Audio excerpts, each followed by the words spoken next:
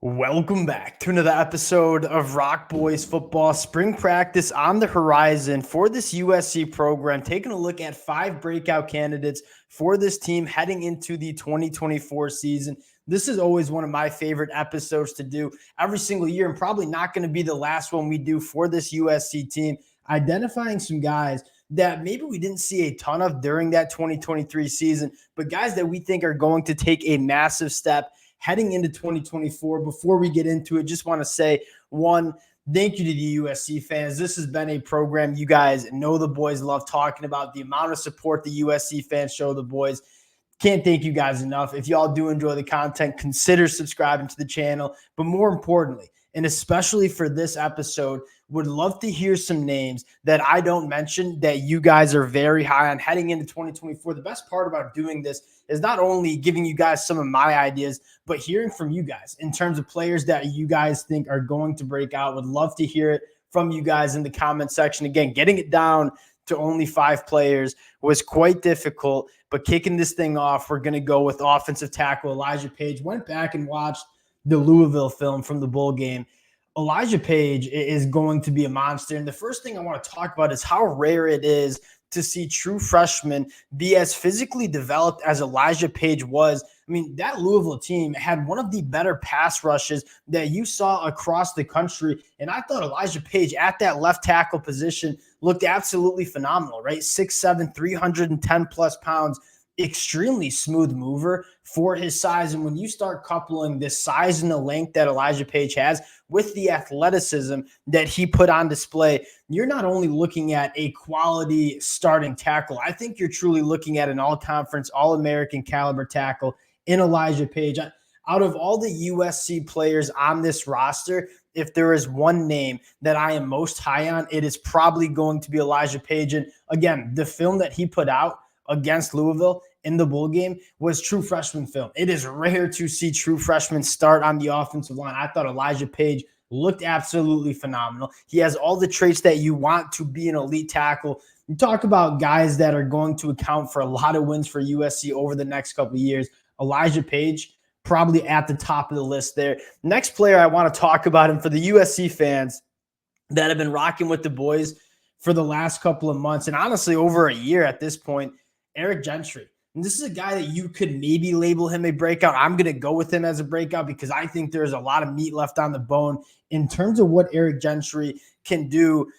The coaching staff did not do him any services in 2023. You look at the traits that Eric Gentry has and the skill set that he has. I don't think the USC defensive staff in 2023 put him in great positions. You are looking at truly a freak show linebacker that can do so many different things. And they kind of just primarily played him at that off-ball linebacker spot. And although I think that's what he's going to play for USC in 2024, I would like to do and see him do some different things. And Eric Gentry, a guy that we've talked about for over a year at this point, a guy that I'm super excited about. You kind of knew that he was going to be a project, right? This is not a very normal linebacker body, can do a lot of things that other linebackers can't do. He's put on the weight. I think he looks about as physically developed as we've seen him.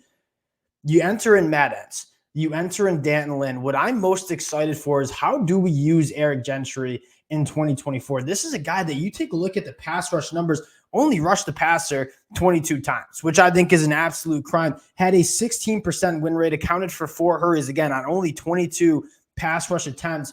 You're looking at a twitched-up athlete with a ton of length. This is a guy that I would like to see rush the passer. And you know Dan Lynn likes to get extremely versatile and creative with his personnel. That's just something you didn't see under Alex Grinch. They had Eric Gentry. He has all these tools and these skill sets, and they just used him as a prototypical off-ball linebacker. Danton Lynn doesn't do that. I think Danton Lynn's going to look at Eric Gentry and say, there are a lot of skill sets that we can tap into. We might put him as an edge rusher. We might blitz him up the A-gap. Let him use his length. Let him use his athleticism. Let him go play in space and really impact this game. I think Eric Gentry has all the potential in the world to be a difference maker on the defensive side of football. He's just got to be put in those spots to be able to make that impact.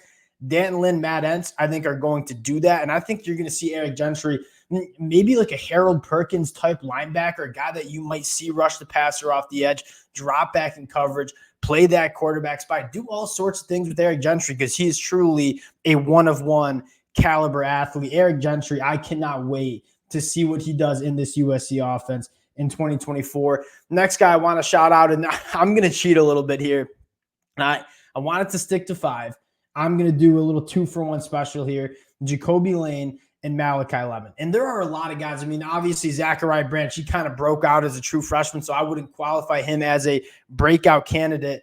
The 2 guys that I think are just going to fly under the radar, because, again, Zachariah Branch is so special, Jacoby Lane and Malachi Lemon. I want to talk about Jacoby Lane first, and what I think is so special about both Lane and Lemon is they do different things. Jacoby Lane is just kind of different when that football is in the air. The combination of the size that he has, the body control, the frame. This is an expert at kind of high pointing that football and coming down in those contested catch situations. You saw that against Louisville. This is a guy that's probably going to get a lot of one-on-one matchups just because of the talent that's going to be around him. Guys like Zachariah Branch, Deuce Robinson.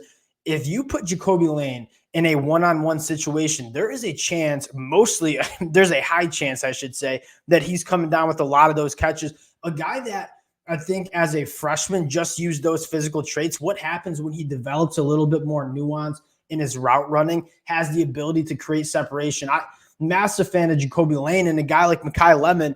Jacoby Lane, a little bit more of a vertical jump ball specialist. Malachi Lemon is a guy that is maybe not as juiced up as Zachariah Branch, maybe not as big and as physical at the catch point as Jacoby Lane. Malachi Lemon, to me, reminds me a lot about Jordan Addison, where there's not a particular skill set that you're pointing to and saying, yeah, he's elite at that. The skill set we want to talk about is route running. And at the end of the day, college football, NFL football, it is a separation. It is a space game. And if you're a wide receiver that can create space at a high level, you're going to be good. That's exactly what Jordan Addison was able to do at USC. I think Malachi Lemon can be that kind of player for USC. When you need separation, when you need a guy to run a clean route and create that space, Malachi Lemon's going to be your guy. So Jacoby Lane, Malachi Lemon, Deuce Robinson, Zachariah Branch, that is all guys going into year 2 of their college football career. I can't wait to see that tandem and what it looks like on the offensive side of the football for USC. Next guy I want to talk about, another guy that I'm just super interested to see how Dan Lynn and mostly Eric Henderson decide to tap in to a guy like Braylon Shelby. USC fans that follow offseason, you've seen the pictures, you've seen the workout videos of Braylon Shelby. You're truly looking at a physical specimen, right? And this is a guy that probably needed that first year to just kind of learn how to play at the college level. Braylon Shelby, coming out of high school, really just relied on, I'm bigger, stronger, more explosive than the other people trying to block me. And that's how he won. He's got all the physical traits in the world. Truly a freak show athlete. Eric Henderson getting his hands on him, developing some pass rush nuance to Braylon Shelby's game. This is a guy that checks all the boxes that you want to see. And then if he puts it together year 2, develops some nuance into this pass rush, I think you're looking at a truly special player with Braylon Shelby, who, I mean, I want to see him as a more true defensive end. I know they like to play him at that rush edge, dropping him out in coverage. That's not Braylon Shelby's game. This is a guy that is 250 plus pounds. Let him go off the edge. Let him use the athleticism to go get after the passer. You look at Dan Lynn and what he did with guys like Latu and the Murphy brothers. You look at Eric Henderson and the development that he's shown with edge rushers and pass rushers in general. Braylon Shelby is a guy that I cannot wait to see what it looks like year 2. This is a guy that is physically ready to play football early. I am very excited for Braylon Shelby. The last guy I want to talk about, and again, there were a couple other guys that I wanted to shout out on that defensive line. I'd say Anthony Lucas is another guy that I'm excited to see what year 3 brings. But I want to go to the running back position and talk about Quinton Joiner, who is going to have the opportunity to be a bell cow in this running back room. You bring in Woody Marks. Woody's awesome. He's a very good pass catcher. If you're asking me who is going to be the leading rusher for this USC team, I'm going to go with Quinton Joiner. This was a guy that I was a massive fan of coming out of the state of Texas as a high school kid. Runs a 10.9 100-meter dash.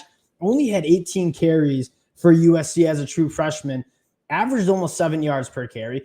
Forced 10 missed tackles. This is a guy that I think had he not been buried behind arguably the best running back in the country, Marshawn Lloyd, who truly, I think, was that good. I mean, Quinton Joiner probably would have been a guy that's playing on a lot of Power 5 teams as a true freshman. I think the door is wide open for Quinton Joiner to be a 15-plus carry kind of guy. And at 205-plus pounds, that's probably what best suits him. He wants to absorb contact. He wants to get the ball multiple times per game, start wearing on opposing defenses. Quinton Joiner getting more opportunity in year 2, another guy that I'm just extremely excited about. You start looking at the talent that's going to be around Miller Moss and Quinton Joiner and Woody Marks in the backfield, guys like Deuce Robinson, Zach Branch, Lemon, Jacoby Lane on the outside. This is truly going to be one of the more skillful offenses around quarterback Miller Moss. And we said, what is the favorite thing that we like about Miller Moss is that he just plays within the offense. He's going to be that point guard. I'm going to be getting the ball out on time to my playmakers and let them go make plays for me. And I can't wait to see what this offense looks like. Those are my top 5 right now. There were, again, a lot of other guys. I'd say Alani Noah is another guy that I'm extremely excited for on that offensive line. We could go for 30-plus minutes on this one. Want to leave it here. Again, spring practice starting up. We'll start reading the spring notes, start kind of breaking down what we're hearing from spring practice, and, of course, break down the spring game. Appreciate the USC fans for always rocking with the boys. Again, would love to hear your breakout candidates in the comment section. We'll chop it up there. And if y'all do enjoy the content, consider subscribing to the channel. Appreciate you guys, and we'll talk to y'all later.